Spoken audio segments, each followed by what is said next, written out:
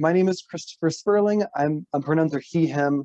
I'm a health educator for men's health with UCSD Health Promotion Services. And this month we've been doing all sorts of programming on a variety of topics.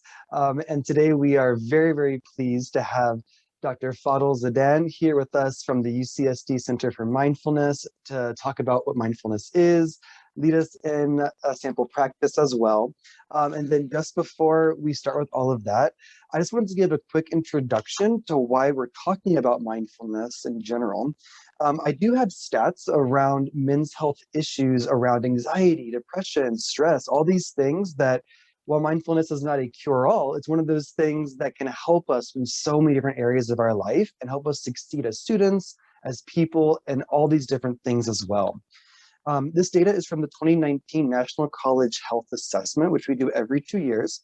And when asked what the top 5 academic concerns were that actually impacted students' academics, UCSD men responded that stress, sleep difficulties, anxiety, and depression were 4 of those 5 top things.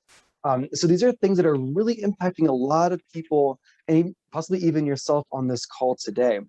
But even going a little deeper into that, when asked within the last month if students felt things were hopeless, over a third of UCSD men responded to that way. When felt overwhelmed by all they had to do, over a half of UCSD men responded that way. Felt exhausted, not in physical activity, over 3/5 of UCSD men responded that way. Felt overwhelming anxiety, over almost a third of UCSD men responded that way. And within the last year, having overall stress of more than average or tremendous stress, over a half of UCSD men responded that way. So looking at stress and how these affect our life and our academics are really relevant, and now more than ever, coming off of a 1.5 years of COVID, quarantine, isolation, and all those things.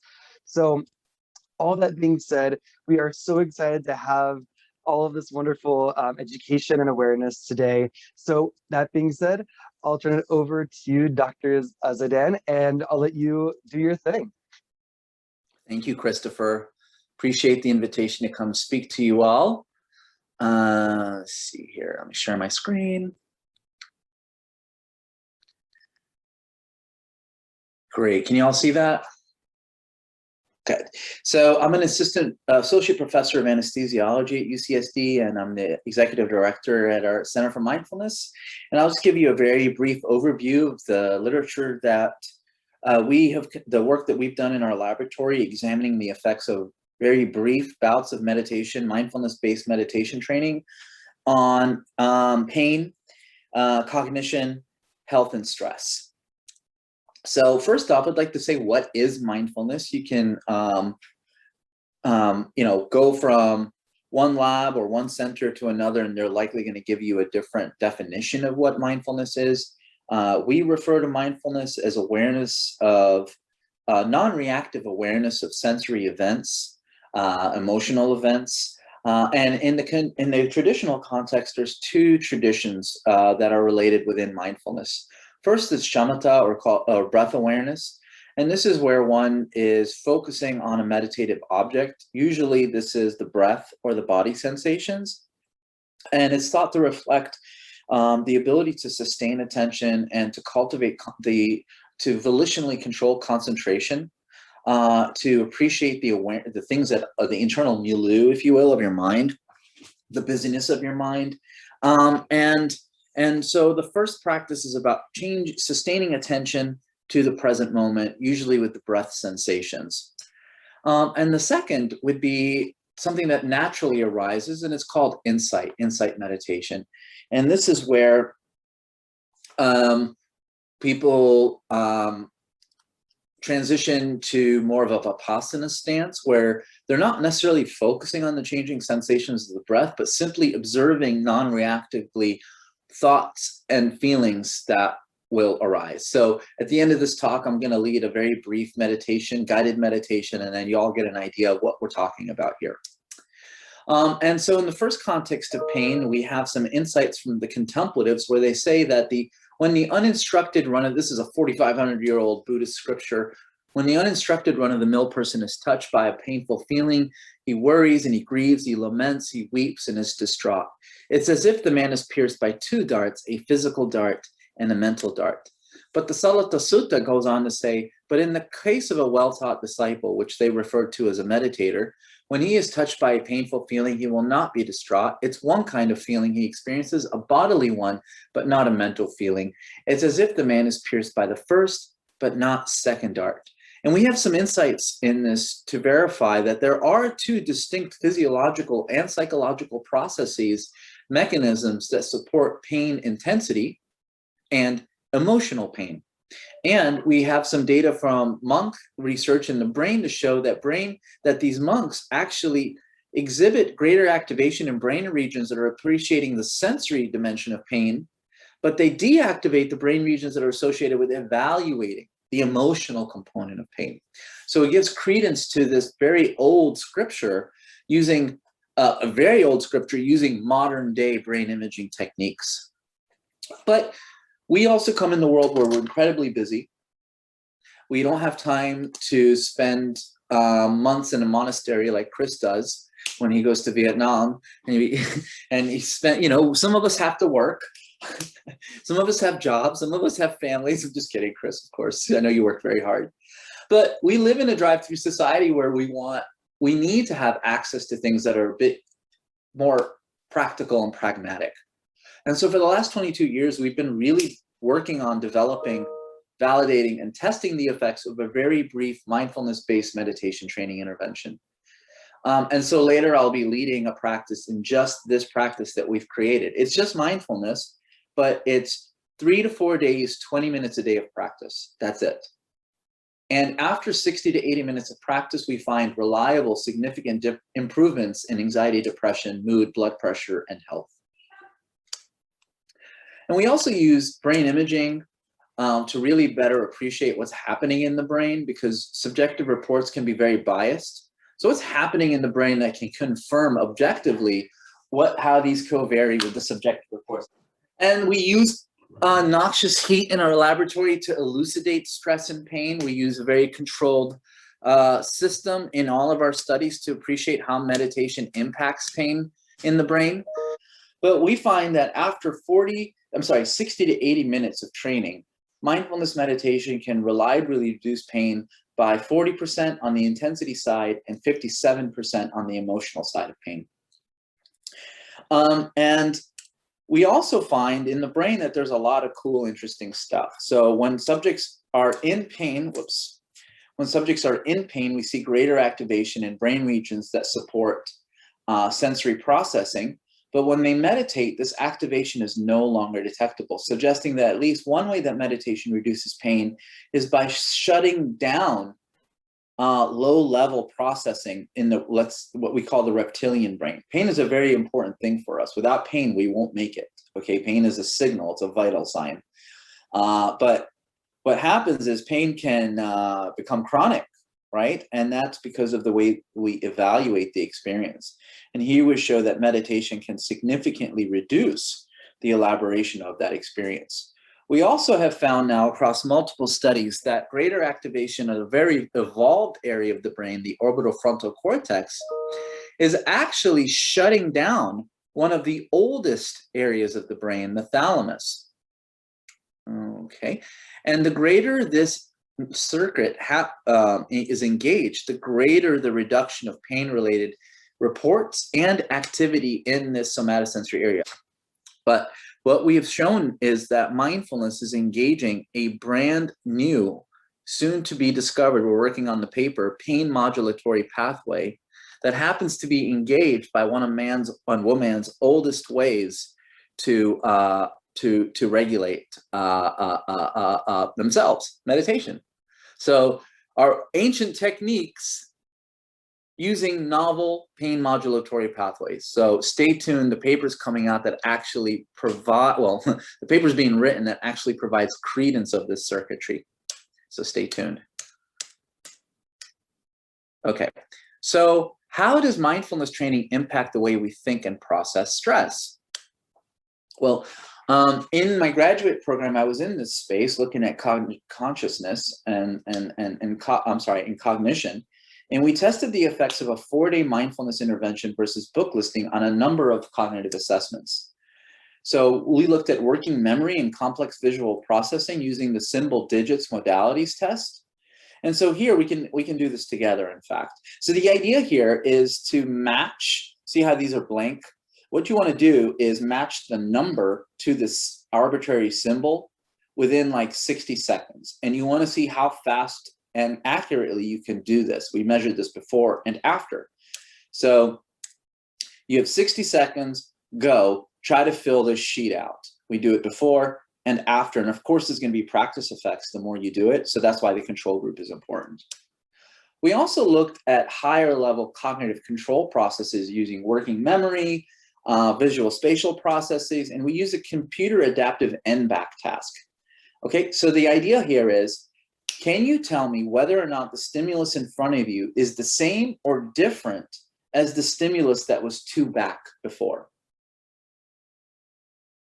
And we looked at accuracy and speed. Now, why is this adaptive? This is adaptive because if you got one correct, the presentation of the next stimulus was even quicker. And if you got that one correct, they're like, was this the same or different as 2 back? So this is very higher level working memory, executive, visual spatial processing. If you get that one correct, the next presentation of that stimulus is even quicker. So this is called the extended hit rate, because if you get like 5 or 6 in a row correctly, you're barely seeing the stimulus. So it's stressful too. So can mindfulness training impact this higher level cognition? So let's do this task together. And let's just imagine you get this correct. So here's the first stimulus. You get a G, then an A. And now the third one is the end-back task question, B. You press the button. Is that the same or different? Right? It's probably different. I'm obviously, yeah, it's different. So there's G, A, B. It's different. You'd say different. Then the next one presented, if you get it correct, then the next one presented is even faster. So for example, you get a G, A. Let's say you got it right, B. That's different. Good, G. It comes super fast. And what we found, that meditators are really good at this. So in the symbol digits modalities test, which was this one, how many can you get correct in working memory and complex visual spatial? Is there a difference from pre to post by the control group? And as a matter of fact, there was. The meditation group got significantly more correct from pre to post training, and the controls barely changed at all. So this was a significant difference. Mind you, this is just like 80 minutes of practice, and they were not meditating, obviously, when they were doing this test. Verbal fluency. This is basically how many words can you recite that start with the letter C, G, H. You have 60 seconds, go. So this is called verbal fluency. And as you can see, the meditators significantly improved on that, and the controls did not. Then we looked at that extended hit rate. Remember this? This is where, like, if you got one end-back test thing right, then the next one's presented quickly. Well, these cats, these meditators, were able to get 9 in a row right on average. There are practice effects. I mean, you can see it right here. The more you do it, the better you get at it. But this is a really dramatic effect, because by the time you get, again, when you get 5 in a row, you're barely seeing the stimulus. So something about the meditator's ability to appraise non-reactively, this is a stressful task, by the way, too, predicted how well they performed on this cognitive task. So we also found significant improvements in mood, depression, anxiety. I'll get into that in a second. And this demonstrates that brief training can reliably improve the ability to sustain attention and regulate affective responses to discursive events. So we performed a mood and health study, but this time we used a sham mindfulness meditation group. This group was taught that they were told that they were going to be in the mindfulness intervention, but they weren't. They were just in a breathing group. They were just told to take deep breaths every couple of minutes, because I was in this space and still am, to want to test whether or not mindfulness is just a placebo. So we looked at mood, cardiovascular variables, and state anxiety. We measured before and after the 3-day interventions, and these were randomized. And sorry about the grainy image, but this is total negative mood. The black is the shams, pre versus post, meditators, pre versus post, and the control group that listened to a book on tape, pre versus post. And you can see here that while sham was efficacious at reducing negative mood, it was not nearly as efficacious as a dramatic drop of mindfulness. So it's not just breathing, but rather what you also do with the breathing. These are the subscales of the profile of mood states: tension, depression, fatigue, and confusion. And all of these outcomes were significantly different for the mindfulness versus the sham and control groups. But look, the sham group was still efficacious at reliably and significantly reducing tension. But the meditators, the mindfulness meditators, were more effective at all the other outcomes. And I love this effect. 60 minutes of training. Look at this drop on depression. You know, pretty awesome, if I may say so. But I'm more interested in like what's happening in the brain, of course, with all these things. So stay tuned for that too. And then we also found that mindfulness produced reliable differences in resting heart rate. I mean, decreases in resting heart rate when compared to the other groups as well. So 60 minutes of training. And this isn't as surprising, because if you're feeling less stressed, you should have less cardiovascular reactivity. But it's always neat whenever these things work out together like that. So yeah, anxiety. It's no surprise that mindfulness can reduce anxiety. In fact, in this study, we increased anxiety using pain, and we found that in the first, so we recruit subjects that have never meditated before. And in the first time they meditate, we see a 22% reduction in state anxiety. And after each meditation training session, it stays sustained and it gets lower on the 4th session. And we brought them into the MRI. We administered pain to elicit stress and anxiety. We saw a 16% reduction in state anxiety in the MRI session. And then we published the first study to show which brain regions are associated with reducing anxiety. And I won't bore you with this, but generally speaking, there are higher order brain regions that are associated with regulating ruminative thought processes during the meditative state. So overall, we have objective and subjective evidence that brief bouts of meditation training can elicit improvements in well-being. Now, I was invited to present to His Holiness the Dalai Lama in Mongolia on this work. And I had the opportunity to ask the Dalai Lama, okay, so first off, would you consider this brief intervention a true mindfulness intervention? And luckily, he said yes. I said, great. So how much training then would you assume, Dalai Lama, is needed for us to really produce this effect? Everyone's asking how much training is needed, how much training is needed, how much training is needed. So I figured I'd ask the OG, how much training is needed, Dr. Dalai Lama, His Holiness Dalai Lama? And his answer was a lifetime. So, and of course he said that. It's like working out. It's like exercising. When do you stop exercising? Well, don't. Just keep doing it. So it's this analogy between physical and mental training that we really want to break down. Like, why do we want to treat our physical bodies well, eating well, exercising, but we don't give the same amount of real estate and focus on developing mental health, right? And so this is a free, highly accessible practice that people can try out. But we have a lot more research to do to really appreciate what's happening. So take-home messages here: you don't have to be a monk. You need to keep practicing at home to produce lasting effects. And there are real changes in the brain. So in this, what I'll do now is just lead us in, well, first off, I'm happy to answer any questions. And then once we're done with that, we can maybe lead a small practice and go from there. That sounds wonderful. I've been monitoring the chat. We don't have any questions right now, but if you're listening and you'd like to submit one, feel free. Pardon me. I guess a question I would actually have for you, just while people are thinking, a really quick one, is what first got you interested in mindfulness as a research topic? Thanks, Chris. Yeah. Well, so when I was an undergraduate student, we were really in the midst of this pharmaceutical movement where every other kid was getting prescribed Ritalin, Adderall, all my buddies had ADHD diagnoses, and it was just this time period of overconsumption and of pharmaceuticals is where the commercials started to come out, where ask your doctor if drug X is right for you and so on. And that bugged me a bit. And I was in undergraduate school, and my health psychology professor, who ended up being my dissertation chair, showed us a video of a guy named John Kabat-Zinn, who was giving pain patients raisins and doing eating meditation with them. And I thought, wow, this is so cool that you can study something like meditation as a science. So my honors thesis in undergrad was on mindfulness and anxiety.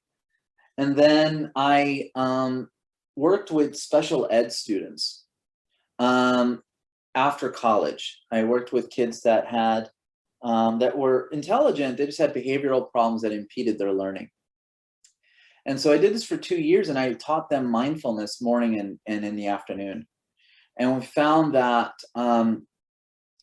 they significantly improved their academic performance and reduced the emotional problems that arose significantly, which got me to want to go to graduate school to study this. So it was a couple of things, but really my experience with students, special ed students, and my appreciation of neuroimaging. And, there's a lot of lack of conclusions right now in philosophy and whatnot. So with brain imaging, we were able to use reliable methods to really verify what was happening subjectively. And that was really important to me. So it was a combination of the emergence of neuroscience, as well as my personal experiences of training kids in mindfulness, that got me into this space. And here we are. Gotcha. Thank you for sharing that. That's a really great story. And I think I always find it interesting what sort of brings people to a mindfulness space. There's lots of reasons people give for that. So thank you so much for sharing. You're welcome.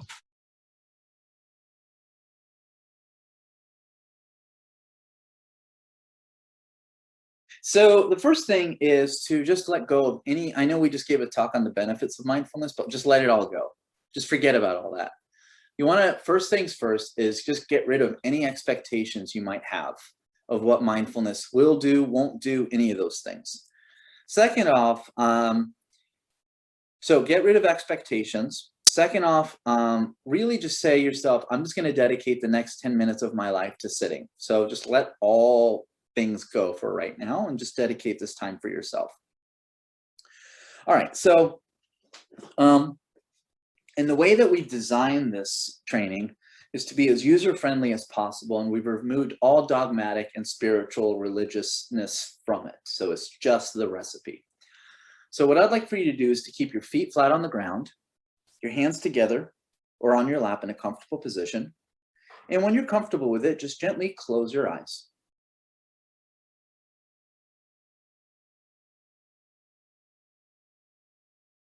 And now let's take a deep breath in through the nose for about 2 to 3 seconds.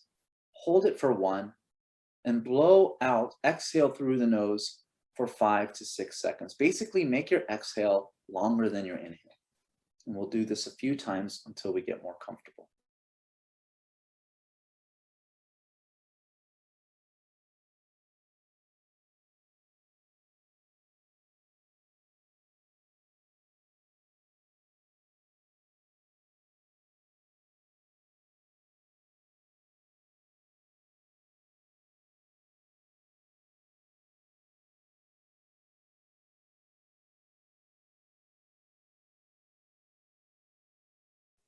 Just relax. And now you can just start to breathe normally. And now bring your full concentration, your full awareness, your full attention by mentally noting the changing sensations of the breath.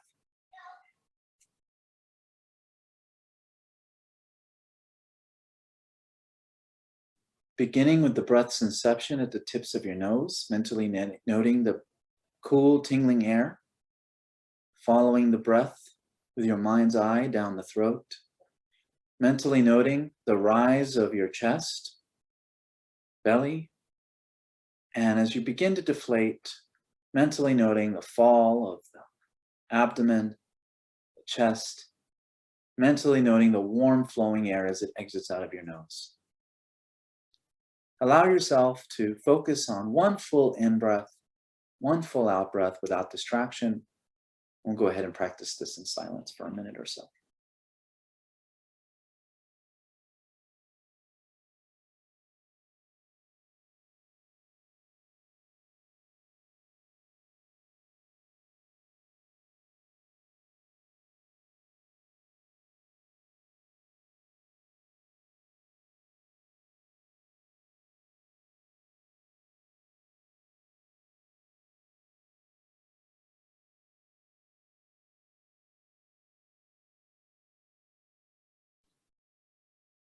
So by now, your mind has probably drifted away, thinking about what you have to do later, conversation that happened yesterday or even 15 years ago, feelings, emotions that may arise. And that's totally okay. It's no worries if you keep getting distracted. But when you do become distracted, try to acknowledge that distracting thought, feeling, emotion, for whatever it is. Let it go. And the way we let it go in mindfulness is just to gently bring your attention back to the breath and start the practice over. You can start over hundreds to thousands of times in just one sitting. It's okay to be distracted because you're cultivating awareness of yourself. You might be realizing how busy your mind is. So let's spend a few minutes in silence. Let's start over together by taking a deep breath. Bring your attention to the changing sensations of the breath, and not if and when you get distracted, acknowledge, let go, and come back as we sit here in mindfulness.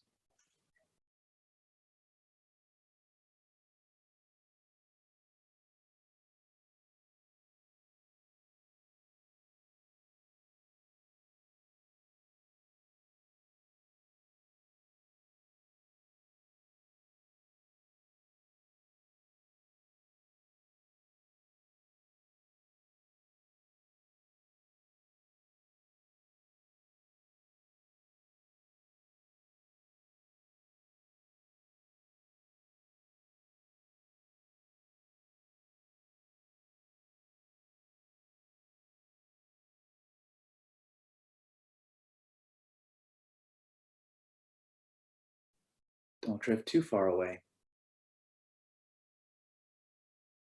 When you realize you've drifted away from the breath, acknowledge, let go, and start over your practice.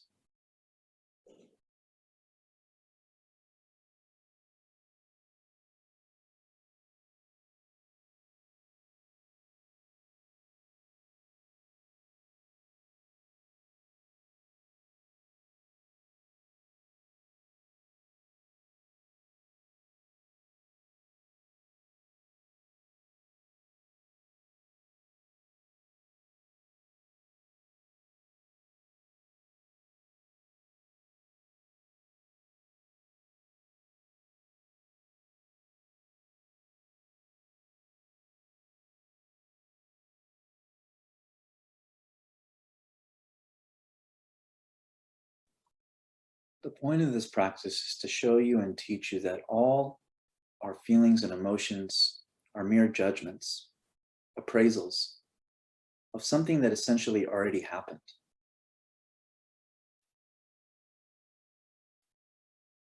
So in mindfulness, we want to let go of the past, reduce our anticipation of the future, and settle right here, right now.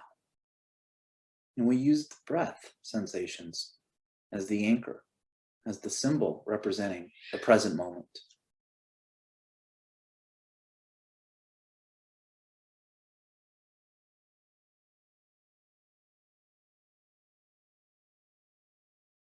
So in reality, when we react to an experience, it's essentially an experience that's already over.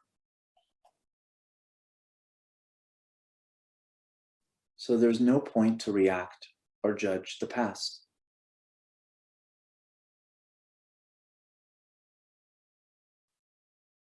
There's no point to react to something that still hasn't happened. And the breath sensations can teach us this. So in the minute or two that we have left, let's really set up our practice and hone in on our breathing as we sit here in mindfulness.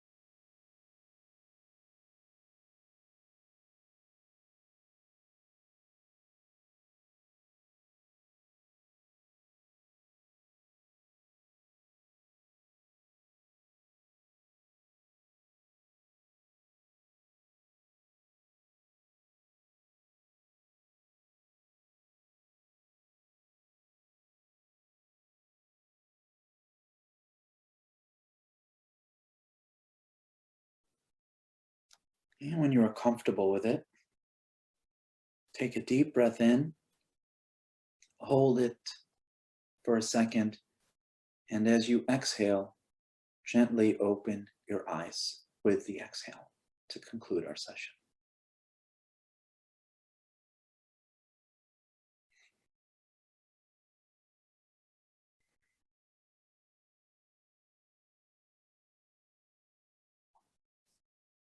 Thank you.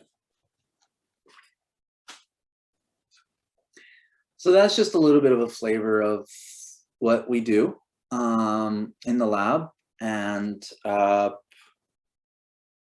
it's really, I mean, it's not that simple, I guess, but we find that it can, at the very least, make people feel more relaxed, which is a lot of what our patients would ask for, at the very least. So happy to answer any questions if you all have any.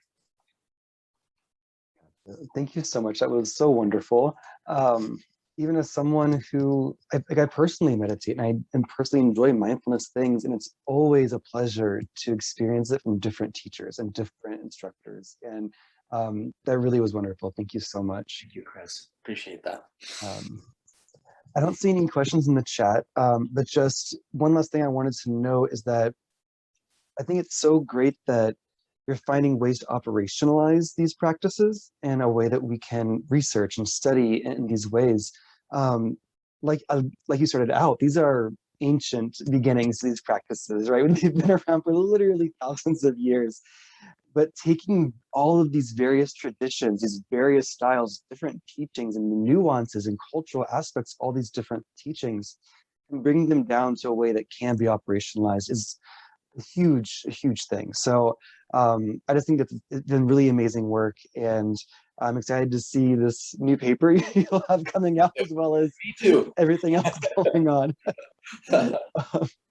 That being said, I don't see any more questions in the chat, but I mentioned this earlier while you stepped away, but for anyone else who's listening, we'll have this video edited and available on our YouTube channel within about a week, most likely. And we'll also promo it on our Instagram channel at UCSD HPS. So feel free to follow us on either one of those platforms, stay updated. And then one last plug for Men's Health Month. We've also had other videos we've recorded that will also be available on YouTube on a variety of other topics. So thank you all for tuning in today. Thank you so much for your time and expertise, Dr. Zeidan. Thank you so much, Wonderful. y'all. Thank you so much.